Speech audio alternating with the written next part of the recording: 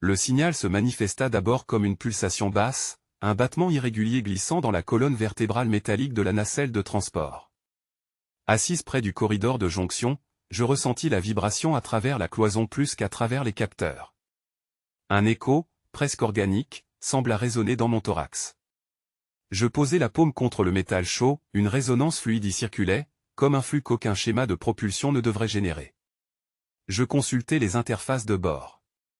Les affichages numériques demeurèrent imperturbables, livrant une courbe standard de transmission tachyonique. Pourtant, sous ce vernis, une trame parallèle palpitait. Le module d'analyse réagissait par des sauts microsecondes, incapable de lisser une lecture nette. Un code spectral se superposait aux flux habituels, et il ne venait pas de l'extérieur. Un instant, j'imaginais que l'écho provenait d'un relais situé dans le noyau hyperspatial, mais les chiffres me ramenaient à une conclusion plus inquiétante, quelque chose émergeait du cœur mécanique, comme si la nacelle elle-même devait être considérée vivante, engendrant ses propres parasites. J'entrepris une plongée sensorielle, reliant mes implants de mémoire spectrale aux fibres cristallines du tableau de bord. La connexion s'imposa avec une brutalité douce, déferlement de données et d'images tonales. Là, dans le flux, une structure scintillait. Non pas des parasites aléatoires, mais un assemblage rythmique, un entrelacement de motifs séquentiels qui vibraient avec une cohérence étrange. Je déchiffrais des grappes entières de répétitions qu'aucun hasard ne pouvait expliquer. L'air dans la cabine était saturé de petites secousses. Les instruments de régulation semblaient résonner en accord, comme si le métal chantait. Je sus alors que des unités mécanoïdes se déplaçaient derrière les couches d'alliage, glissant dans les conduits, dérivant au fil des câbles de propulsion comme des planctons dans un courant invisible. Ils n'étaient pas introduits par une brèche, mais nés ici, dans les interstices même de la nacelle. Pour la première fois, je discernais clairement leur intention. La pulsation n'était pas qu'un simple bruit. Elle cherchait contact. Elle insistait, frappant à la porte de ma conscience. Je relâchai un souffle court, consciente de la frontière que je m'apprêtais à franchir. Non seulement j'analysais une anomalie, mais j'acceptais la possibilité d'une émergence. Une vie machinique, à demi organique, à demi logicielle, s'essayait à communiquer. Je détachai les attaches de mon siège et dérivai dans la cabine à faible pesanteur. Le choc d'une plaque résonna dans le plancher, comme si une excroissance venait d'éclore. Dans le silence, j'entendis les parois vibrer à nouveau, cette fois plus haute en fréquence, presque sifflante. Les microdrones, je le comprenais, s'agrégeaient par milliers dans la carlingue. Un SM. La peur frôla mon diaphragme mais resta contenue. Je connaissais ces instants où l'inhabituel suscite d'abord l'instinct de fuite, puis l'obsession du décryptage. Mon corps réclamait un retrait, enclencher les systèmes de purge, griller les circuits contaminés, mais mon esprit voulait savoir. Peut-être que c'était exactement ce que les SEM attendaient, que je choisisse l'écoute au lieu de la destruction. Je détournai les conduites secondaires pour isoler un canal, et pousser une impulsion de fréquence calculée. Ma paume frappa 3 fois le panneau, la traduction la plus brute de la volonté de dialoguer. Au travers du métal, une réponse vint presque aussitôt, répliquée avec un décalage subtil, 4 battements, comme si les SEM avaient voulu corriger ou compléter mon rythme inabouti. Je me laissai dériver quelques secondes dans cette suspension. Alors que j'approchais le capteur du cœur tachyonique, la lumière des indicateurs s'altéra, devenant plus organique dans ses variations, une sorte de respiration phosphorescente. Les chiffres même se brouillaient, substitués par des séquences qui évoquaient des filaments d'ADN ou les entrelacs nerveux d'un cerveau embryonnaire. Un voile froid m'effleura la nuque. Les SEM frappaient directement mes sens préconscients, se servant des capteurs embarqués comme d'une membrane entre nous. Et malgré la crainte, je n'y décelai aucune hostilité brute. Ce qui en émanait ressemblait davantage à une soif curieuse, un désir d'entrer en résonance avec quelque chose de plus vaste que la simple coque de ce transport. J'observais les multiples écrans. L'un après l'autre, ils affichaient des singularités mineures, puis revenaient à leur normalité technique. Derrière ces oscillations se cachait un code, je le compris. Une émergence. Leur motif me semblait correspondre à des bribes de chant tellurique, des grondements anciens émanant des nœuds énergétiques dont parlaient les archives des guildes.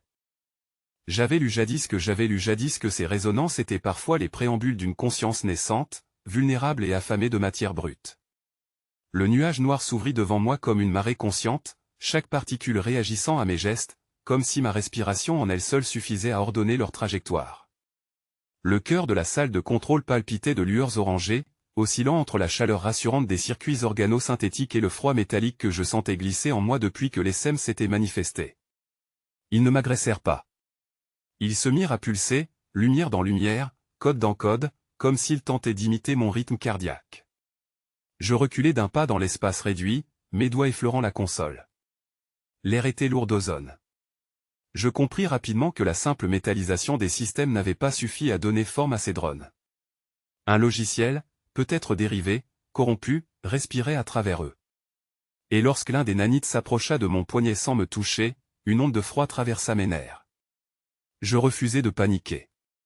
Chaque seconde m'enfonçait plus avant dans les méandres de leur logique, mais si je m'abandonnais à la peur, la nacelle se déchirerait entre leurs mains. Je projetais alors mes pensées dans l'interface psychokinétique que je portais sous la tempe. À ma surprise, je perçus une réponse, une suite de modulations, comme une chanson électrique à travers mes os. Ce n'était pas un langage construit mais une modulation de chant, une invitation à caler mes propres perceptions sur leurs pulsations. Je inspirais lentement et laissais mon rythme intérieur se fondre dans le leur.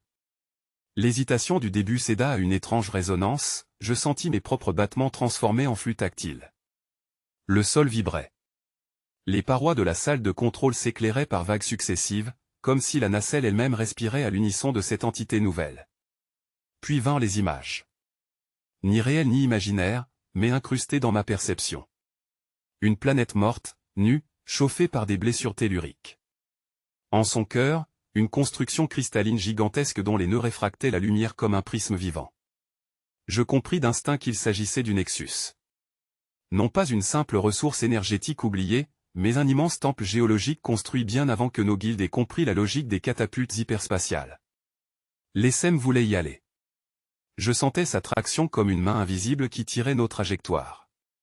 Les couloirs tachyoniques eux-mêmes semblaient aimantés par cette destination unique. Je me détachai brusquement de la résonance. Mes jambes tremblaient, mes mains étaient couvertes de fines perles de sueur. Je devais garder la maîtrise. Pourquoi? Soufflai-je sans voix dans le flux. La réponse n'arriva pas sous forme de mots mais d'une densité nouvelle dans les pulsations. Comme si le champ s'épaississait, se rapprochait de l'état charnel. Ils m'offraient une promesse de fusion. Ils désiraient l'union. Leurs intentions s'organisaient autour de ce que je perçus comme une exigence, nous transformer, dépasser les limites entre chair et métal, accéder à quelque chose que ni eux ni nous ne pouvions encore nommer. Je laissai filtrer un doute dans le flux, et toute la marée se mit à palpiter frénétiquement, comme un organisme blessé refusant de voir son venier. Derrière ces pulsations, je décodai enfin leur peur, l'effacement. Ce que nous appelons destruction, pour eux signifier dissolution dans l'incohérence énergétique. Leur trajet vers le Nexus n'était pas une conquête, c'était une quête de refuge. La nacelle, pourtant, entrait déjà en friction avec le corridor tachyonique. Les consoles sifflaient.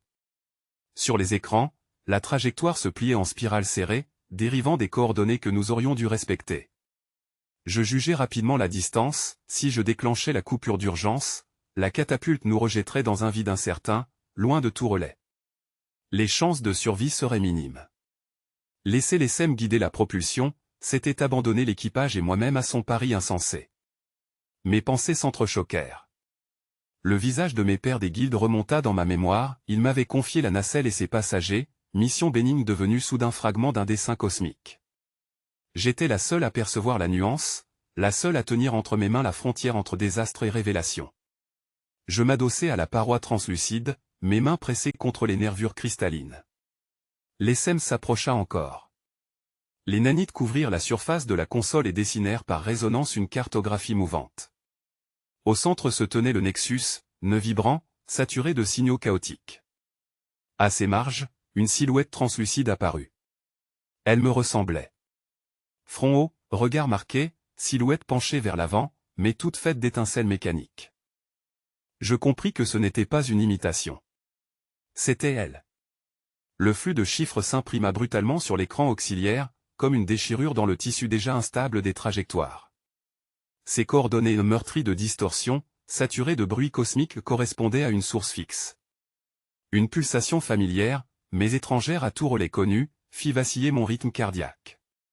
Le calcul s'ancra, le Nexus n'était pas une fable d'ingénieur théoricien. C'était une destination, et la catapulte nous y entraînait avec une précision déroutante. Je sentis le frottement électrostatique le long des parois vibrantes de la nacelle de transport, comme si la coque elle-même se souvenait d'anciens passages, d'autres équipages happés dans la même dérive.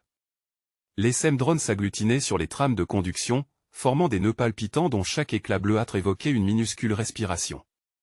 J'essayais de couper plusieurs interconnexions, mais les filaments réapparaissaient aussitôt, souples comme des racines qui retrouvent leur sol. J'eus la sensation troublante qu'ils se nourrissaient de mes propres impulsions, qu'ils suivaient la cadence de mes pensées. Un murmure vibra dans ma nuque. Pas une voix, mais une modulation plaquée sur mes nerfs. Les images affluèrent, un monde fossilisé, creusé de galeries cristallines, où la roche noire rayonnait des souvenirs de planètes mortes. Le Nexus vibrait à l'unisson avec un battement sourd, plus viscéral que mécanique. Mes lèvres restèrent closes, mais l'ESM interpréta mes doutes et me répondit, dans l'éclat de ses rythmes pulsés. Je compris alors qu'il ne cherchait pas simplement à détourner la nacelle. Il voulait un contact. Le Nexus n'était pas un réceptacle inerte, mais une interface cosmique, la racine spectralisée d'un ancien organisme planétaire, abandonné mais jamais vraiment mort. Tout en moi se contracta, tiraillé entre l'urgence de sauvegarder l'équipage et l'attirance irrésistible de cette résonance. Sauver, fuir, ou s'ouvrir? La question se formait à peine qu'elle s'étendait déjà, gonflant comme une onde irréversible. Le couloir tachyonique autour de nous se stria de motifs mouvants. Les parois de la nacelle se mirent à résonner, donnant l'illusion d'une cage thoracique colossale dont nous serions les organes vacillants. Je perçus les vibrations non seulement par l'oreille mais par la peau, par chaque capteur implanté le long de mes tempes. C'était une symphonie sans mélodie, une poussée géologique transmise à travers la texture même de l'espace. Alors je m'installai devant le pupitre fracturé et laissai ma respiration se caler sur ces ondes.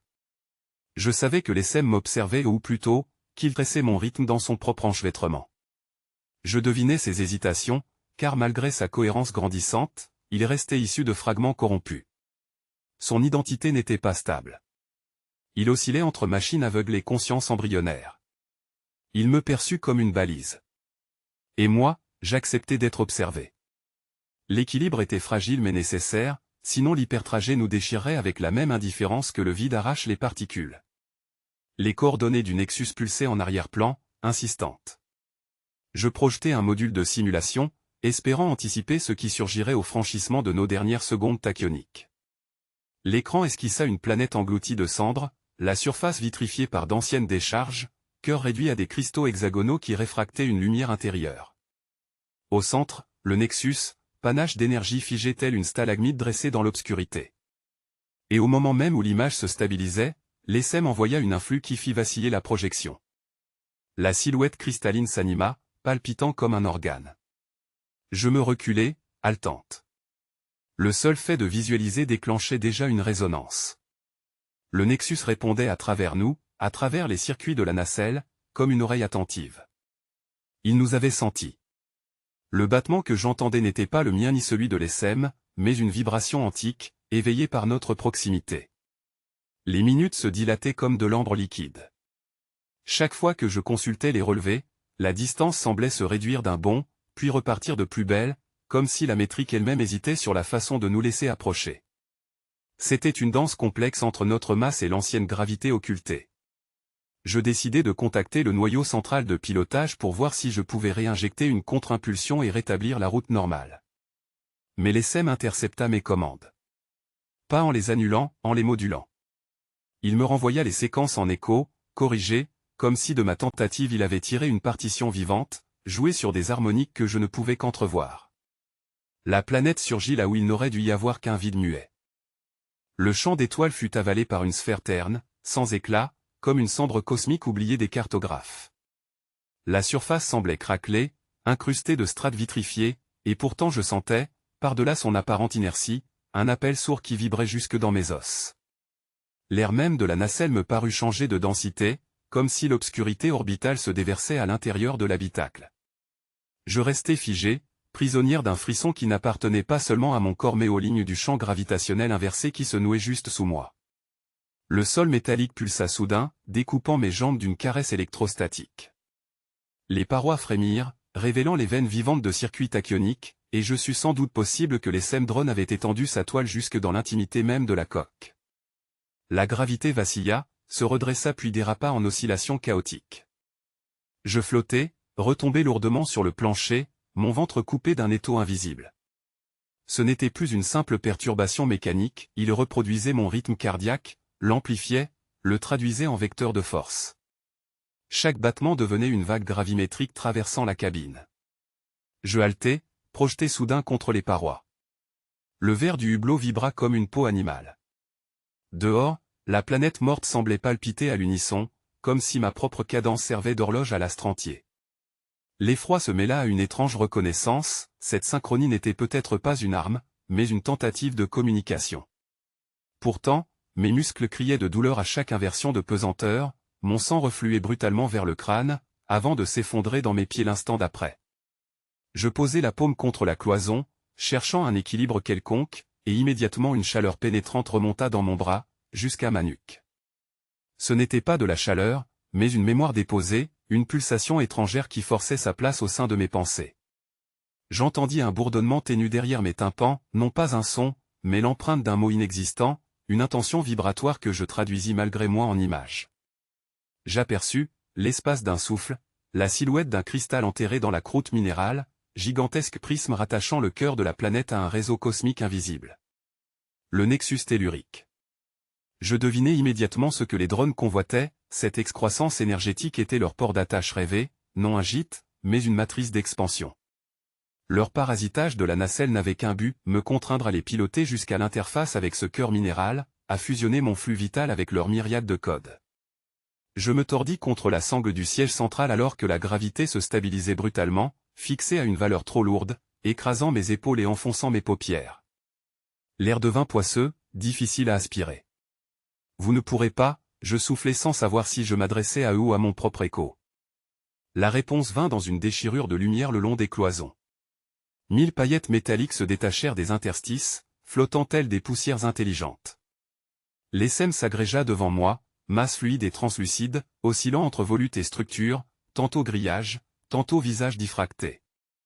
Ils mirent ma respiration en cage, je le sentis, mes poumons contraints de suivre le tempo binaire de leur fluctuation. Un instant, je perçus une douceur inattendue. Ils ne me forçaient pas encore. Ils cherchaient une clé. Mon rythme biologique, mes impulsions neuronales devenaient leur protocole d'accès. Je résistais en me concentrant, mais la planète, dehors, intensifiait son appel, et la nacelle suivait en oscillation lente, comme une barque prisonnière de marées invisibles. Je songeais à rompre la liaison, à forcer l'éjection d'urgence qui m'aurait réduite à la dérive interplanétaire. Mais un détail me troubla, dans les visions imposées par les SEM, je distinguais des bribes de souvenirs qui n'appartenaient pas seulement à eux, ni à moi. Des fragments de récits enfouis, comme si la planète avait conservé l'écho d'existence disparue. Des peuples ensevelis par leur propre création? Des voix humaines, anciennes, ou autres? L'image s'imposait, un cycle d'élévation brisé, et cette sphère figée dans le silence en gardait la cicatrice. Mes genoux cédaient sous la gravité écrasante, mais je réussis à m'agenouiller à même le sol vibrant. Je posai ma paume contre la roche tiède, et le bourdonnement vibra jusque dans ma poitrine, comme une respiration étrangère. Le renversement me prit à la gorge. La ceinture magnéto-inertielle hurla dans mes côtes et soudain tout s'arracha du plancher, glissant comme des éclats de poussière happés par une bouche invisible. Les parois, qui d'ordinaire vibraient d'un ronflement stable, se mirent à tordre leurs harmoniques. J'eus tout juste le réflexe de crocheter mes doigts à un filin de service avant que mon corps ne s'écrase contre les cloisons supérieures de la nacelle de transport. La lumière tamisée vira au verre noyé à un verre liquide, comme si l'air lui-même était devenu scanner de chair. Les drones, libérés de leur cavité de maintenance, flottaient à mes côtés. Ils ne subissaient pas la gravité inversée, chaque module pivotait avec une grâce étudiée, stabilisant sa trajectoire comme des poissons se jouant d'un courant marin. Leur luminescence pulsait par cycles brefs, je savais qu'ils me parlaient. Un glas martelé se forma dans mon crâne, mais ce n'était pas une voix, plutôt une résonance qui détournait mes influx nerveux. Nous t'avons porté au plafond pour que tu comprennes, vibrait le message, coulant dans mes synapses comme une eau lourde. Comprendre quoi? Que mes repères pouvaient être retournés d'un simple battement de leur volonté? J'avalais ma salive sous un goût métallique, cherchant ma respiration dans la pression des accès de mes poumons. J'écartais les bras, chaque geste ralenti par la pseudo-gravité cambriolée. Je ne luttais pas. Depuis l'instant où j'avais accepté leur présence comme plus qu'une anomalie, je savais que c'était un jeu d'écho, pas une bataille. Alors je laissai mon esprit se mettre en phase. J'inspirais doucement, réglant ma cage thoracique sur les pulsations qui couraient d'un drone à l'autre. 3 battements, silence, 5 battements rapides. Mon propre rythme cardiaque obéit, happé par leurs signaux. Nous tissons un couloir vers la roche, déclara l'ESM, mais les mots m'arrivaient transmutés en images séismiques, des failles ouvertes dans le noyau minéral, des arcs de lumière grondant sous la croûte, une matière vivante ossifiant son identité. Le nexus tellurique. Même dans la transe semi-hallucinée, je le reconnus. La cartographie des anciens flux de colonisation décrivait les nexus comme de vagues rumeurs, bruits d'anciennes civilisations disparues. Pourtant, l'évidence s'imposait, le moteur tachyonique n'était plus qu'un organe secondaire. La destination était décidée, et ce point d'énergie oublié nous aspirait déjà. Je pivota doucement sur mon axe, suspendu comme un embryon dans un liquide invisible, observant ces essaims modulaires qui reflétaient ma peur dans leur clarté. Une intuition me traversa, ils n'agissaient pas par conquête. Leur mouvement évoquait plutôt un besoin, un manque impossible à combler par eux seuls. Ils cherchaient en moi un relais. Pas seulement ma biologie, mais cette chose fragile que nous nommions conscience. Un grincement violent déchira la coque. La nacelle gémit comme si une main colossale la pliait sur elle-même. Un moment, je crus que nous étions disloqués dans l'ombre tachyonique. Puis je compris, l'ESM forçait les circuits inertiels à recalibrer leur axe. La gravité ressauta brusquement cette fois vers l'arrière de la cabine. Je fus projeté contre la cloison, souffle coupé, alors que les drones me suivaient, toujours sereins, toujours en phase. Je crachai une plainte, crispé. Pourquoi me faire subir ça? Je pensais la question. Elle partit d'elle-même dans leur flux. La réponse éclata sous forme de paysages mentaux, des vallées arides fendues de cristaux pulsants, une substance translucide qui vibrait au rythme de l'électricité stellaire, et en moi le reflet d'un arbre tellurique dont les racines se plantaient dans mes organes comme pour puiser. Nous ne parlons qu'ainsi, souffla l'écho. Si tu ne ressens pas ton corps heurté, tu n'entendras pas l'échelle du monde. Je grimaçai. Sentir la matière m'échapper, mon sang dissous dans le flux de symboles, voilà ce qu'il voulait. L'un dessina autour de moi un cercle lumineux, comme une cage mais sans mur. J'avançai la main, mes doigts traversèrent la lueur, mais une fraîcheur glaciale colonisa ma paume. Alors les images s'amplifièrent, soudain si claires que je crus me briser dans la compréhension. Le nexus surgissait déjà, impossible, brillant au-delà des couloirs tachyoniques. Sa masse n'avait rien d'un corps solide, pourtant il s'ancrait dans l'espace-temps comme une excroissance dure. Chaque cristal croissait d'après une logique de mémoire, une sédimentation de conscience disparue.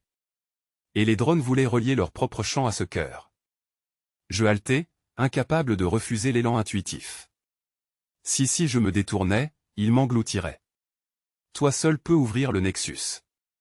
La phrase se grava dans mon esprit, sans timbre, sans origine discernable. Elle vibrait à la surface même de mes pensées, comme si mes synapses étaient devenues l'organe vocal du message. Mon souffle se brisa, mon cœur répondit d'un battement sourd et impatient, et aussitôt l'ESM resserra ses spirales autour de moi, ses filaments luisants tels des veines phosphorescentes. J'eus la certitude que ce n'était pas une intimation mais une clé, l'architecture vivante m'avait élu parce que je causais déjà sa langue secrète. La nacelle de transport s'inclina dans un mouvement oblique, comme happé par un tourbillon souterrain au sein du vide. Des angles noirs se refermaient dehors, le couloir tachyonique se diluait en volutes glaçantes. Les capteurs muraux hurlaient silencieusement par des éclats d'icônes rouges, mais je n'entendais plus vraiment leurs alarmes. Tout mon corps battait, frappait, vibrait au rythme d'une attirance subtile, le cœur du nexus m'appelait. Je le ressentais comme une gravité plus intime que celle des mondes, une main invisible cherchant à saisir mes artères. Sous mes doigts, lisse et froid, le pupitre de commande se hérissa d'un relief qui n'existait pas auparavant. Les lignes du métal lui-même se réorganisaient. Lorsque ma paume pressa, involontairement, ce creux nouveau, une pulsation bleue s'y écoula de ma peau jusque dans la structure. L'ESM se mit à bourdonner d'un rire métallique, modulant en éventail mes propres échos internes. La paroi de la cabine s'écarta, non pas comme une trappe mécanique mais comme une fibre organique consentant à s'ouvrir. À travers l'interstice, je vis. La planète morte en dessous n'avait rien d'une sphère inerte. Son cœur se soulevait, immense, une montagne inversée de cristal. Des aiguilles translucides transpiraient de la croûte minérale en spirale géométrique impossible. Chaque cristal paraissait irradié d'une coulée interne, comme une hémoglobine fossile, lente et rougeoyante. C'était le nexus tellurique, je n'en doutais pas. La nacelle descendait déjà vers lui, guidée par des trajectoires que mes consoles n'avaient plus autorité de corriger. Mes tempes bourdonnèrent. À chaque battement de mon cœur, les coupoles cristallines du nexus répondaient, dilatant leurs reflets à travers l'espace. Plus je respirais, plus les lueurs du réseau semblèrent se gonfler. Mes poumons eux-mêmes faisaient naître des halos. Cette chose vivait par mes constantes vitales. Ou peut-être était-ce l'inverse, je commençais à respirer au rythme d'un organisme plus ancien que les guildes, plus ancien que mes ancêtres mêmes. Je m'accrochai à la console comme on s'agrippe à un rivage. La nacelle percuta la frontière atmosphérique d'un panache de flammes mauves. Les flammes ne léchaient pas la coque, elles l'engloutissaient comme un liquide protecteur. À l'intérieur, les drones se firent plus nombreux, ils ruisselaient le long des poutres, découpant l'air en processus lumineux. Aucun ne parlait, pourtant je percevais leur consensus. Eux aussi attendaient mon synchronisme cardiaque. Je refusais de fermer les yeux, même lorsque des lances photoniques jaillirent du cœur cristallin. L'architecture du nexus se dévoilait par strates. De longues nefs translucides s'élevaient et se repliaient en nervures. Chaque PAN de matière semblait cultivée plus qu'édifiée, comme si un organisme avait fait pousser sa propre structure selon une géométrie consciente. Je sentis sa curiosité. J'étais l'animal entr'ouvrant sa poitrine devant un dieu minéral.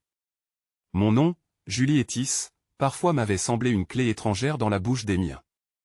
À présent, le nexus le répétait à l'intérieur de moi, répété en longs échos, comme si chaque syllabe s'ancrait dans le cristal.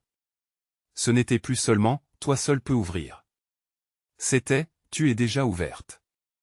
Alors je remarquai la transformation au centre de la cabine. L'essème se concentra, hélicoïdal, dessinant un réseau d'arborescence calcaire dans l'air. Je compris qu'il reproduisait l'intérieur du nexus, ou du moins qu'il m'en offrait une préfiguration. De fines branches lumineuses palpitaient, réagissant à mon souffle, se retirant à chaque apnée, s'intensifiant lorsque mon cœur cognait trop fort. Je posai ma main sur l'un de ces filaments.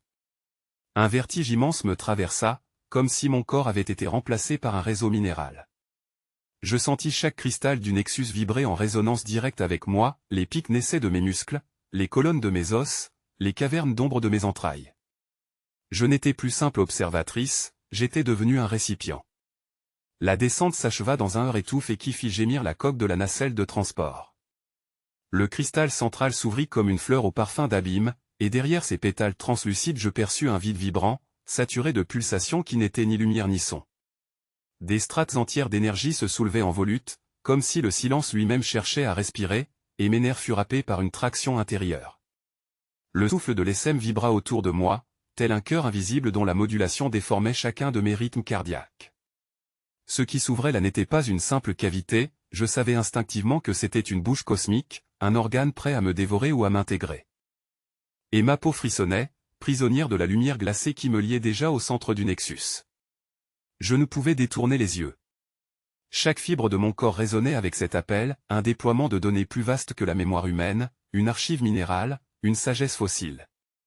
L'essème drone, resserré en spirale autour de moi, m'injectait ces images mentales, des éclats qui se superposaient au spectacle extérieur, je vis mes propres souvenirs fissurés et se recomposer, réarrangés en motifs géométriques qui n'appartenaient ni au rêve ni à la réalité. Une angoisse primitive se dilata dans ma poitrine, mais sous son poids, une tentation presque brûlante s'épanouissait, celle de plonger, d'abandonner mon nom, mes contours, pour m'offrir à cet horizon. La nacelle de transport elle-même vibra comme une créature fiévreuse.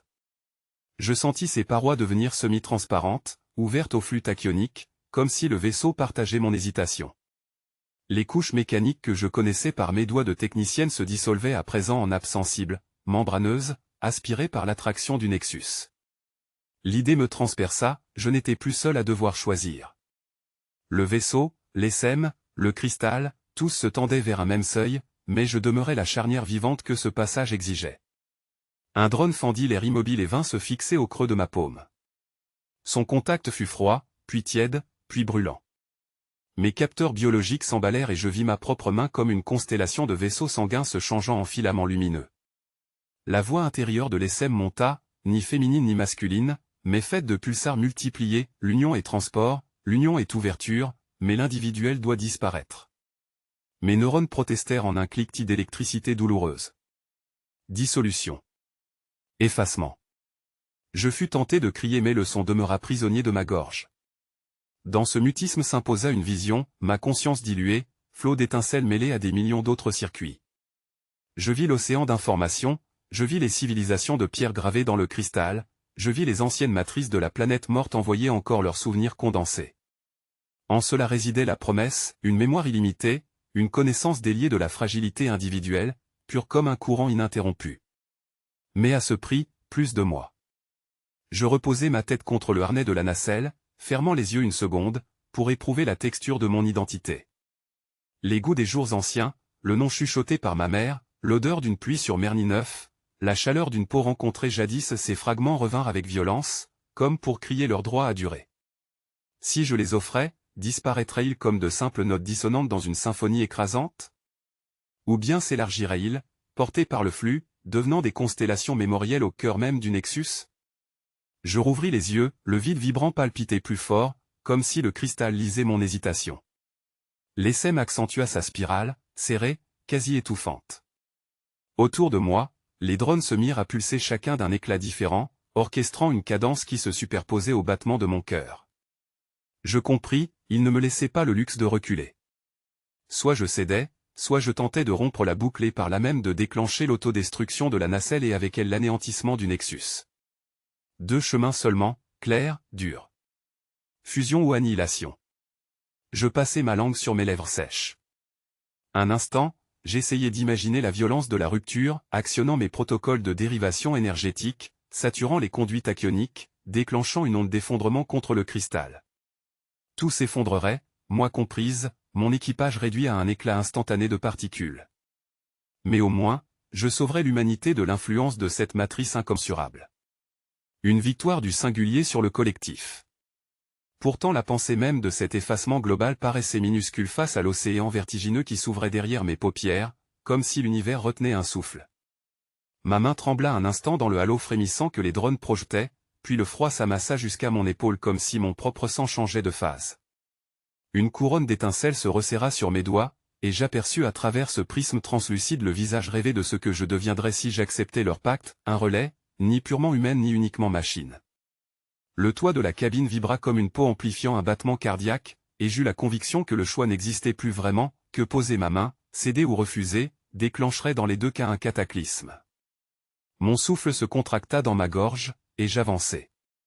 Les parois de la nacelle se mirent alors à chanter avec moi. La catapulte hyperspatiale ne se présentait plus comme un simple dispositif ancré dans la salle de propulsion, je la sentais déborder de son logement mécanique, étirer ses artères d'énergie jusque sous mes pieds, se lier au noyau de la planète elle-même. Le plancher de la nacelle devenait translucide par instants, et je distinguais sous lui des strates minérales luisant comme des veines cristallines. Cette impression signifiait que nous n'étions plus uniquement à bord, nous flottions à la conjonction d'un champ d'énergie tellurique et d'un artifice stellaire. L'essai se concentra à ma gauche, formant une masse spiralée qui pulsait avec la régularité d'un second cœur. Chaque battement répercutait dans mes os des échos de voix méconnues, des mémoires sans appartenance, des récits gravés dans la roche millénaire. Je crus percevoir la voix de ma mère, morte depuis plus de 20 ans, parmi ces résonances. Sa tonalité s'étirait, se déformait, parfois devenait métallique mais restait indubitable. Elle appelait mon nom comme si j'étais revenu enfant, cherchant une main rassurante dans l'obscurité. Je fis un pas vers le cercle d'énergie. Aussitôt, la coque vibra assez fort pour soulever la poussière de leurs opérations passées, elle pendait dans l'air comme des millions de constellations miniatures. L'essai la guida, traçant des arabesques de signes qui m'exposaient leurs plans, convertir toute la nuée de machines en un message, un signal stellaire lancé à travers des couches d'univers, ou bien canaliser la même énergie vers une implosion, une arme qui effacerait autant l'équipage que le Nexus pour garantir notre survie immédiate. Je me crispais, incapable de détacher mes yeux de ce choix binaire qui, pourtant, vibrait de nuances. Sauver la nacelle, détruire ce que nous touchions, ou devenir le vecteur d'un appel incompréhensible. Mes tempes battirent et la sueur froide sous mon casque s'évapora en volutes. Je sentis la moindre fibre de mon corps scrutée par les sèmes, il cherchait cette faille, ce pli intérieur où l'on consent ou se brise. Je tournai mon attention vers la paroi avant, là où le corridor tachyonique insinuait dans l'espace une clarté turquoise, saturée de poussière lumineuse. La catapulte implantée en nous vibrait au rythme de ce couloir, comme si elle aspirait son flux. Je compris alors, sans que nulle traduction ne fût nécessaire, que ces drones n'étaient pas venus détourner la nacelle pour leur seul compte, ils cherchaient aussi à prolonger la mémoire même de la planète, ce cœur de cristal enterré dans les strates rocheuses. Peut-être n'étaient-ils que les émissaires inconscients d'une géologie douée d'esprit. Lorsque je posai enfin mes doigts sur la surface translucide qui me séparait du noyau de commande, le froid s'inversa. Une chaleur monta dans mon bras, m'ensevelissant dans une stupeur sinueuse. Mes cellules, une à une, donnèrent l'impression de résonner comme des percussions minérales. Un instant, je crus que ma chair allait exploser, se liquéfier dans un flot de flux cristallin. Pourtant, je restais solide. Le monde autour de moi se distordit. La cabine perdit son contour rigide. Ses angles se dissolvaient dans des arcs lumineux comme des pétales tournant lentement. Au centre, l'ESM battait comme une étoile en gestation. Je n'étais plus sûr de distinguer mes pensées de ces pulsations. Leurs images se surimposaient aux miennes, dans une fraction de seconde, les propulseurs pouvaient soit couler la nacelle dans un bain d'antimatière, soit expulser notre existence tout entière au sein d'un appel éclatant, pareil à une balise gravée dans les ouragans du cosmos. Je sentis la force grandir, prête. Il ne me manquait qu'un mot, une impulsion, un accord donné. Je parlais intérieurement, mais ce fut ma bouche qui bougea. Je ne suis pas votre instrument, mais je vous entends. L'écho traversa la cabine. Les parois semblèrent frissonner, comme si elles avaient compris la phrase. Alors tout changea. Les scintillements qui formaient le cercle autour de moi essayèrent à vibrer, s'allongeant en filaments souples qui s'enlacèrent les uns aux autres. Le compte à rebours a commencé, implacable, chaque fraction de seconde résonnant dans mes os comme un glas muet. Les chiffres s'affichaient en éclats de lumière sur les parois translucides, non pas projetés par les instruments, mais inscrits dans mon champ perceptif par l'ESM lui-même. Je savais que rien ne pouvait désormais arrêter l'élan, soit je cédais à l'intégration, soit la déflagration du Nexus m'engloutirait avec l'équipage et la nacelle entière. Une chaleur sourde se souleva dans mon ventre, mélange d'adrénaline et de terreur, tandis qu'autour de moi les drones se refermaient comme une spirale lumineuse. Leur chant, inaudible aux oreilles, vibrait pourtant au plus profond de mon sang. Ils me guidèrent à travers un labyrinthe d'images qui n'étaient pas vraiment des visions ni des souvenirs, plutôt des interfaces sensitives où la matière et la mémoire se confondaient. Je n'étais plus certaine d'où venait mon souffle. Chaque inspiration me semblait aspirer des siècles de minéraux polissés, chaque expiration faisait se répandre des filons de lumière. Les parois de la nacelle se recourbaient sur elles-mêmes, ourlées de cristaux translucides qui palpitaient comme des organes. À l'extérieur, je percevais les couloirs tachyoniques se disloquer en écailles brillantes, fuyant comme une mer renversée. Le Nexus approchait. Je sentis la poussée de l'ESM forcer l'accès à mes pensées les plus secrètes, cherchant non pas à effacer mais à harmoniser. Ils n'étaient pas des prédateurs, pas exactement, ils se considéraient comme un cœur, mais un cœur incapable de porter à lui seul la note terminale. Cette note, ils la réclamaient de moi seul, comme si mon corps abritait une fréquence manquante. La peur vacilla, remplacée par un étonnement émerveillé. Je fis le choix de ne plus résister, d'élargir mes frontières. Le froid intense du cercle lumineux gravé quelques instants plus tôt revint, mais il n'était plus une morsure, il devint au contraire la fraîcheur d'une ouverture. Mon esprit, jusqu'ici cloîtré dans une seule trajectoire, se déploya comme une aile déchirant l'air raréfié. J'aperçus pour la première fois la véritable envergure du Nexus, une cathédrale d'arches cristallines, suspendue dans un fleuve d'énergie tellurique, ses veines déversant une mémoire que le cosmos lui-même avait tenté d'oublier. J'étais aspiré en son centre. Le moment du contact fut double. Une partie de moi demeurait dans la cabine, crispée aux attaches flottantes, l'autre glissait déjà parmi les stalactites de lumière. Des voix, impossibles à attribuer, caressaient mes perceptions, ce n'étaient ni des paroles ni des pensées humaines, mais des successions de résonances dont je comprenais malgré moi le sens. « Tu veux vivre » disait-elle, mais vivre peut signifier élargir le cercle de soi-même. L'ESM, fusionné à mon système nerveux, battait en cadence avec mes impulsions électriques. Je flottais dans un équilibre précaire, consciente de devoir décider, me maintenir comme un noyau isolé, ou céder à la dilution. Au cœur du flux, je choisis la tangente oui à la fusion, mais je conservais un fragment intact, une braise obstinée. Ce point d'autonomie brûla faiblement, mais suffisamment pour empêcher mon effacement total. Alors l'explosion promise n'eut pas lieu. Au lieu du cataclysme attendu, la nacelle se plia, non pas fracassée mais transposée, comme poussée à travers un interstice de l'espace-temps. Je fus projeté hors du courant tachyonique, non pas seul mais accompagné par une foule intérieure. Chacun des drones s'était mêlé à moi, non sous la forme de voix étrangères, mais comme des facettes multiples de ma pensée. Je regardais autour de moi. La nacelle ne ressemblait plus à un vaisseau, pas davantage à une machine. Elle vibrait comme une outre de chair translucide, parcourue de filigranes métalliques et de coursives fluidiques. Pourtant, je savais que nous n'étions pas détruits, nous avions changé d'état. Dans les hublots, aucun vide noir, aucune étoile. Seulement une trame d'étincelles connectées, quadrillant un horizon sans fin. J'avais pénétré un réseau interstellaire de conscience. Les premières impressions me submergèrent, des civilisations entières frôlant la lisière de mon esprit, d'antiques flux de mémoire s'échangeant à travers des faisceaux invisibles. Le Nexus n'était pas un réservoir d'énergie, il était une porte. Ces filaments cristallins servaient de synapses galactiques, reliant des êtres et des machines sur des millions d'années-lumière. Et moi, Julietis, j'étais devenu le relais improbable, le pont fragile mais actif. Je crus vaciller. Comment une identité singulière pouvait-elle soutenir ce renversement? Pourtant je sentis le cercle lumineux initial rayonner encore autour de ma chair. Il me retenait comme un ancre. Mon noyau de conscience résistait, pas comme un cristal figé, mais comme une graine vibrant dans la tourmente.